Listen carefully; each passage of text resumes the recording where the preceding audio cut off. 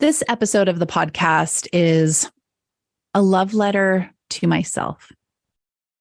And hopefully you, dear listener, can take these words in and begin to truly embody this, believe it. This might be an episode that you re-listen to over and over again as you're reprogramming your subconscious mind for a different way of being. Healing from abuse and manifesting the life you deserve is a journey that I believe we should take together. Hi, my name is Arin Fugate, and this is Jasmine and Juniper, the podcast where we learn from empowered survivors and healing experts. As someone who has experienced childhood abuse, sexual abuse, and domestic violence, and overcome years of self-abuse, I am committed to sharing my trusted tools for empowerment and manifestation with you. Remember, no matter what stage you're at in your own healing, you can heal. And you are welcome here. Together, we will build community, learn from one another, and make a positive impact on the world. So, grab a cup of tea, sit back, relax, and enjoy the show. Okay, quickly, before we get into this incredible episode, I would like to invite you to the Jasmine and Juniper online community. This is a place where survivors go to heal together.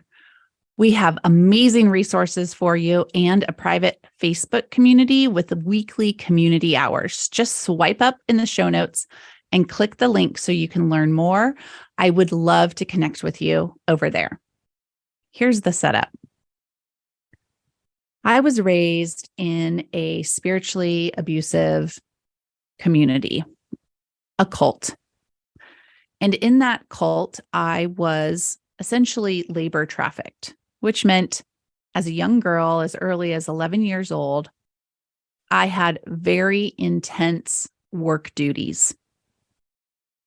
Things like taking care of animals, babysitting, cleaning the house, cooking, cleaning out the horse pens, brushing the horses, feeding the goats, taking the goats on walks. The list goes on and on. By the time I was 12 or 13, I was actually put through a training to be a maid, how to properly clean a house. I was often required to stay up very late, caring for puppies and animals. And then I was praised for being so responsible for my age, such a hard worker. Isn't it so great that Arin is such a great worker? She's so responsible. This is what I heard. So that on top of the normal conditioning of society that says you have to produce, you have to be effective.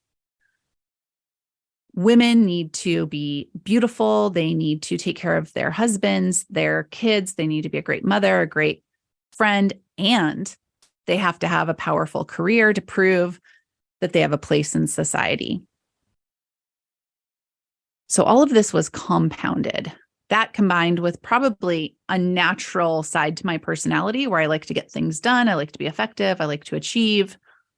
I enjoy checking items off my to-do list. Who doesn't, right? Did you know you actually get dopamine when you check something off of your to-do list? So all of this developed inside of me an intense and extreme desire to be productive. And it has been a great way of also avoiding my feelings. So not only have I really put my whole self into being productive and creating and setting myself up for financial security, and I found a lot of self-worth in that, but I have also been able to avoid or dissociate from painful memories and painful feelings by staying busy. However, nowhere in there was I taught how to care for myself, how to take care of myself. I didn't even know that I was extremely sensitive, empathic, and actually, I need more space in my day and my week and my month to find recalibration and for my central nervous system to come into balance. So now, at almost 46 years old, after having 2 children in my 40s and coming to new levels on my healing journey, I am beginning to understand that I am extremely burnt out. And rightfully so, because within all of this achieving and striving and being productive, nowhere has there been time for me. And this isn't anyone's fault necessarily. Of course, my upbringing played a big part of it, but it's about me not knowing another way of being. That is all ending. That is all coming to an end. We are done with that reality. So this is the love letter to self. You are a delicate and sensitive individual. You feel deeply. You love with all your heart, and it is okay to rest. It's okay if you need more space. It's okay if you need more time. Your house doesn't have to be perfectly clean. The dishes and the laundry can wait. Your to-do list can be shorter. You can take time in the morning to slowly wake up. You can adjust the sound of your alarm. You can change your morning routine.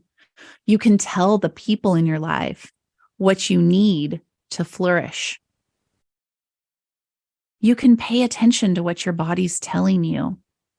And if it says it needs more of something or less of something, you can honor that by listening. It's okay to not always be busy. It's okay to just be. And if you need support, you can ask for it. You deserve it.